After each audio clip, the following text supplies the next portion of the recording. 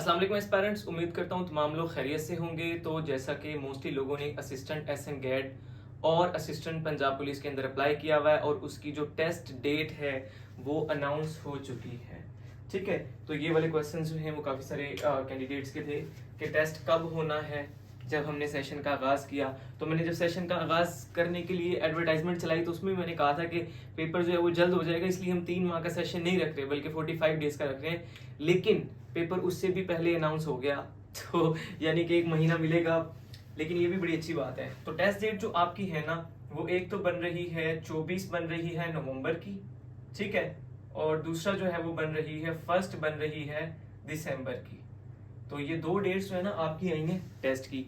तो इन पे पेपर इस तरह है कि दोनों डेज जो है ना 24 को भी और 1 दिसंबर को भी, तो दोनों डेज को बनता है संडे। ठीक है, तो पीपीएससी जो पेपर कंडक्ट करती है ना वो सैटरडे को या संडे को ही करती है मोस्टली। तो अब यहाँ पे संडे को, अच्छा दूसरी चीज ये है कि पीपीएससी एक तो मॉर्निंग में पेपर कंडक्ट करती है और दूसरा इवनिंग में पेपर कंडक्ट करती है। तो अब यहाँ पे उसने 2 डेट्स दी हैं। इसका मतलब है कि संडे को भी मॉर्निंग और इवनिंग के 2 बैच होंगे। ठीक है, मॉर्निंग और इवनिंग के, और इसी तरह दूसरे संडे को 1 दिसंबर वाले को भी 2 बैच होंगे। तो इस तरह आपके टोटल पेपर कितने बन गए? 4। यानी कि अब होगा इस तरह कि तमाम लोगों का पेपर सेम नहीं होगा, बल्कि अगर जिसका पहले बैच में आएगा, जिस एफपीएससी कंडक्ट करती है ना, जिसका पहले बैच में आएगा उनका पेपर अलग, दूसरे का अलग, तीसरे का अलग और चौथे का अलग। तो इससे अभी तक हमने जो अंदाजा लगाया वो यही है कि 4 पेपर होने हैं, यानी कि 4 बैचेस में आपके पेपर होने हैं, चूंकि कैंडिडेट्स बहुत ज्यादा हैं। अब आप देखें जो आपका ये है असिस्टेंट एसएन गेट, इसके ऊपर आपके 1,11,000 कैंडिडेट्स हैं, और जो पंजाब पुलिस है यहाँ पे 1,04,000 है। ठीक है, तो इतने ज्यादा कैंडिडेट्स को अरेंज करना, मैनेज करना, जाहिर है कि उसके लिए सीटिंग प्लान चाहिए, प्रॉपर इन्विजिलेशन चाहिए, ठीक है, इंस्टीट्यूशन चाहिए जहां पे ये हो, इसलिए उन्होंने इसको 4 बैचेस में जो है ना वो क्या कर दिया, डिवाइड कर दिया है। तो लेकिन कई लोगों को तो इससे फायदा हो जाएगा कि इट इज पॉसिबल कि कुछ लोगों का जो है ना एक बैच में हो और वो पेपर आसान आ जाए। तो ऐसा भी हो सकता है कि सारे के सारे उसी बैच से पास हो जाएं और बाकी 3 वाले बैच जो है वो देखते रहे कि हमारे साथ क्या हुआ है। और ये भी पॉसिबल है कि बराबर का पेपर हो। तो खैर ये आपके लक पे भी बड़ा डिपेंड करेगा कि किसका पेपर कहाँ बनता है। वैसे जो पहले इस तरह होता है कि जो लोग लेट अप्लाई करते हैं ना पीपीएससी में, तो उनका दूसरे बैच में या लास्ट में होता है। ठीक है, और जो पहले अप्लाई करते हैं उनका पहले बैच में या स्टार्ट में हो जाता है। खैर अच्छा, तो पहला जो है ना मैंने यहाँ पे जो पॉइंट लिखा था वो लिखा था एक्सपेक्टेड मेरिट का। तो ये वाला क्वेश्चन जो है ना बहुत ज्यादा आ रहा है कि सर एक्सपेक्टेड मेरिट क्या होगा। तो एक और पहले भी मैंने वीडियो बनाई थी, उसमें भी मैंने थोड़ा सा इस पे रोशनी डाली थी और बताया था कि इसका मेरिट जो है वो इतना हाई नहीं होगा, बल्कि इसका मेरिट जो है ना वो लो होगा। तो अब जो है ना इसके अंदर 2 बातें हैं। ठीक है, जो मेरिट है ना उसके अंदर है 2 बातें, नंबर 1 और नंबर 2। नंबर 1 तो ये है कि अगर जैसे कि पहले पेपर आता है पास पेपर से, कहां से आता है? पास्ट पेपर्स से। अगर तो पास पेपर से ही आपका पेपर आया तो इसको तो मोस्टली लोगों ने जो है ना वो रट्टा लगाया हुआ है, घोल के पिया हुआ है। डिफरेंट लोगों की अलग अपनी अपनी स्ट्रेटजीज हैं, उसके मुताबिक उन्होंने इस बुक को जो है ना वो कवर किया हुआ है। अब होता यह है कि इसमें से जो है ना 60 से 70% पेपर आ जाता है, और जब 60 से 70% यहां से आ जाता है और बाकी जो है वो एक्स्ट्रा जो 40 या 30 क्वेश्चन आपके होते हैं, तो उनको मिला के आपका मेरिट जा रहा होता है 80 तक। तो लेकिन खैर यहाँ पे तो सीट्स आपकी ज्यादा हैं, अगर यहाँ से आ भी गया 60% पेपर तो भी आपका मेरिट जो मैक्सिमम जो है ना वो आपका मेरिट बनेगा 72 73 तक। ठीक है, अगर पेपर कहाँ से आया? पास पेपर से। तो यहाँ पे हम इसको कह सकते हैं कि आपका मेरिट कितना बन जाएगा? 72 से 75 के मिड में। दूसरी बात जो है ना वो यहाँ पे आ जाती है कि अगर पास्ट पेपर से आपका पेपर ना आया, पास पेपर से ना आया, जिस तरह कि अभी रिसेंट हुआ एक्साइज इंस्पेक्टर का पेपर हुआ मुल्तान रीजन का, बाकी रीजन के तो आसान थे, मतलब जिनका इवनिंग में था उनका आसान था। अभी ये जो बात मैंने यहाँ की ना मॉर्निंग इवनिंग वाली, तो वो तो शुक्र है कि उनकी सीट्स भी अलग अलग रीजन वाइज थी ना, मतलब कि 2 बैचेस में डिवाइड होने से कोई फर्क किसी को नहीं पड़ा, लेकिन यहाँ पे पड़ेगा। अच्छा, तो मैं बता रहा था कि जिस तरह एक्साइज इंस्पेक्टर का पेपर आया उसमें आपका 50% पेपर जो है ना वो आ गया, मतलब ना आया पास पेपर से ना, वैसे तो 60 से 70% आता है, तो यहाँ पे आ गया आपके 50 क्वेश्चंस। तो जब 50 क्वेश्चंस आए, इसका मतलब 50 क्वेश्चंस अब लोगों को सबको ही नहीं आते, तो उसका मेरिट बना लो। उसका मेरिट आपका कितना बना? 67.5। ठीक है, तो अब देख लें कि मेरिट जो एक्सपेक्टेड है ना वो 2 चीजों में हमने डिवाइड कर दिया। अगर पास पेपर से आ जाता है तो ये आपका मेरिट है, और अगर पास पेपर से नहीं आता और बाहर से कुछ क्वेश्चन आ जाते हैं तो ये मैंने मेरिट लिख दिया है। ठीक है, जो एक्साइज इंस्पेक्टर का बना वही जो है ना वो यहाँ पे बन जाएगा 67.5 तक एक्सपेक्टेडली। अच्छा जी, अब मेरिट की बात हो गई। दूसरा टेस्ट डेट का मैंने बता दिया कि वो अनाउंस हो चुकी है, इसलिए अपनी जो किताबें हैं, अपने जो नोट्स हैं, उनको टाकियां शाकियां मार लो, उनको साफ कर लो। ठीक है एक शुरू में तो जोश चढ़ता है ना जब टेस्ट की डेट आती है, तो इसलिए आप लोगों को अपने नोट्स को टाकियां शाकियां मार लेनी चाहिए और तैयारी शुरू कर देनी चाहिए। अच्छा जी, नेक्स्ट जो है ना क्लबिंग टेस्ट होगा ये। अब यहाँ पे मोस्टली लोगों ने जो अप्लाई किया है ना उनको पता नहीं है। जो लोग पीपीएससी के साथ एसोसिएटेड हैं, काफी अर्से से एग्जाम दे रहे हैं, उनको तो पता है ये क्लबिंग टेस्ट क्या है, और जो नए एस्पायरेंट्स हैं ना उनको मोस्टली नहीं पता है। मतलब काफी ऐसे भी होते हैं जो सीएसएस पीएमएस पे ही फोकस रखते हैं, ये देते नहीं है और देखते हैं अच्छी सीट है ये तो यहाँ भी आ जाते हैं, तो उनको नहीं पता होता है इन चीज का। क्लबिंग टेस्ट ये होता है कि आपके 2 टेस्ट हैं, ठीक है, एक असिस्टेंट एसएन गैड का और एक पंजाब पुलिस का। इन दोनों का एक ही पेपर होगा, ठीक है, एक ही पेपर होगा दोनों का, और मेरिट अलग अलग बनेगा।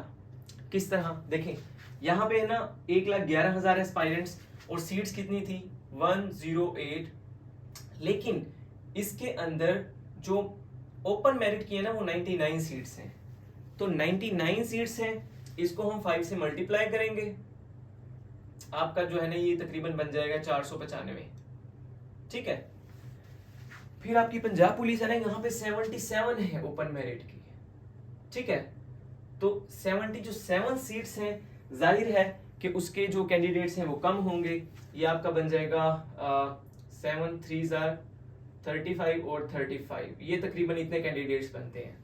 ठीक है, अगर मेरी मैथमेटिक्स गलत ना नहीं हुई यहाँ पे तो यहाँ से आप जो है ना अंदाजा लगाएं कि दो सीट्स हैं। ये जो 1,11,000 और 1,04,000 है ना, ये कोई नए नए स्टूडेंट्स नहीं है, बल्कि ये वही स्टूडेंट्स हैं जो यहाँ पे हैं, वही वाले यहाँ पे हैं।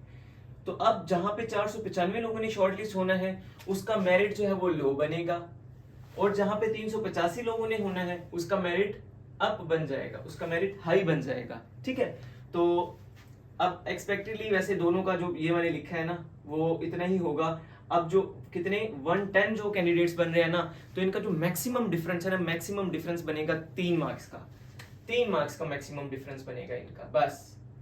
ठीक है, क्योंकि पीपीएससी में ना पॉइंट्स में भी आपके मार्क्स सारे होते हैं। जैसे कि अगर 72 मेरिट बना है तो 71.75 वाले भी काफी सारे कैंडिडेट्स होंगे, 71.5 वाले भी काफी सारे कैंडिडेट्स होंगे। तो इस तरह जो है ना इसका मेरिट बनता है। अच्छा, तो एक्सपेक्टेड मेरिट आपको पता चल गया, टेस्ट डेट पता चल गई, क्लबिंग टेस्ट आपको पता चल गया कि एक ही पेपर होना है। इससे आप लोगों को फायदा ये होता है कि जिन लोगों ने 5-6 जगह अप्लाई किया होता है और उनकी सिटी में टेस्ट सेंटर नहीं होता, तो वो बार बार 5-6 बार चक्कर उनका नहीं लगता, बल्कि वो एक ही बार आते हैं, एक ही टेस्ट देते हैं अच्छी तैयारी के साथ, और सारे के सारे पेपरों में जो है वो शॉर्ट लिस्ट हो जाते हैं। ठीक है, तो क्लबिंग टेस्ट का ये फायदा है आपको कि 2 पेपर नहीं देने पड़ेंगे, सिर्फ एक ही तैयारी कर लें, उसी में जो इसमें पास वो इसमें भी लाजमी पास हो जाएगा। ठीक है, लेकिन जो जो पंजाब पुलिस में पास है ना वो एसएन गैड में लाजमी पास होगा, क्योंकि इसका मेरिट हाई बनेगा ना, इसलिए। और जो इसमें पास होगा उसका जरूरी नहीं है कि वो यहाँ भी पास हो, क्योंकि 110 लोग ऐसे भी होंगे जो कि दोनों में नहीं होंगे बल्कि सिर्फ एक में होंगे। और मोस्ट एक्सपेक्टेडली आप लोग देखेंगे, बल्कि मोस्ट एक्सपेक्टेड का ऐसा ही होगा कि 99% जो बंदा पंजाब पुलिस वाले में पास होगा वो इसमें भी पास होगा। ठीक है, दोनों की सेम ही लिस्टें आएंगी, तो इसलिए आपको ज्यादा एफर्ट यहाँ पे दरकार है, क्योंकि एक ही पेपर है दोनों का। अच्छा, खैर हम नेक्स्ट देखते हैं हाउ टू प्रिपेयर। अभी क्वेश्चन भी आ रहा है कि सर हम तैयारी कैसे करें, और दूसरा क्वेश्चन है कि व्हाट टू प्रिपेयर। अच्छा देखें, हाउ टू प्रिपेयर में तो ये है कि अभी चूंकि 1 माह आपके पास है, वैसे जो पीपीएससी है ना वो सिर्फ 2 वीक्स का आपको टाइम देती है प्लानर अपडेट जब करती है ना, लेकिन यहाँ पे इस बार उसने 1 महीना बल्कि उससे भी ज्यादा आपको टाइम दे दिया है।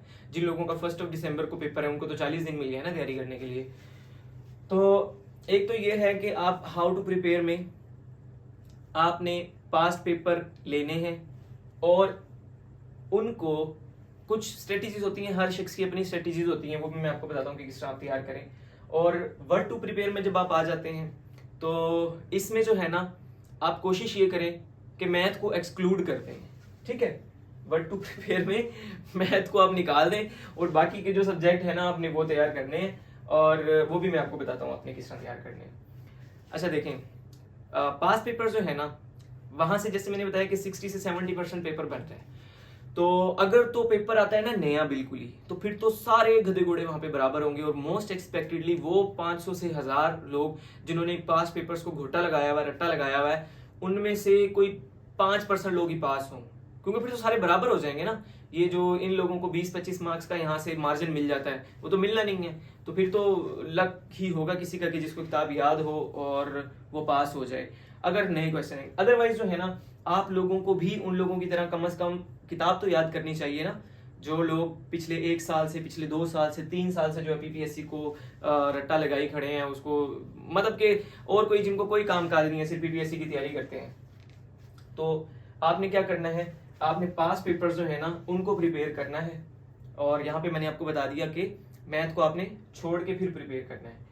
अच्छा खैर, अगला क्वेश्चन अभी देखते हैं, वो है वर्क पे पर्क्स एंड प्रिविलेजेस। अब ये कैंडिडेट्स है ना, अभी देखें 1,11,000 लोग हैं, और वो यही सवाल कर रहे हैं कि सर उसकी ड्यूटी क्या है, इसकी पे क्या है, पर्क्स एंड प्रिविलेजेस क्या है, गाड़ी मिलेगी, पेट्रोल मिलेगा, वगैरह वगैरह, इस तरह की बातें जो है ना वो करते हैं। तो उनके लिए मैं जो है ना, ये वाली जो बात है, इस क्वेश्चन को आप बार बार अभी ना किया करें, इसके ऊपर मैं आपको वैसे एक अलग वीडियो बना दूंगा, क्योंकि आपका पहला फोकस तो ये होना चाहिए ना कि आपने इन 1,11,000 में से उन 495 में आना है जिन्होंने पास होना है।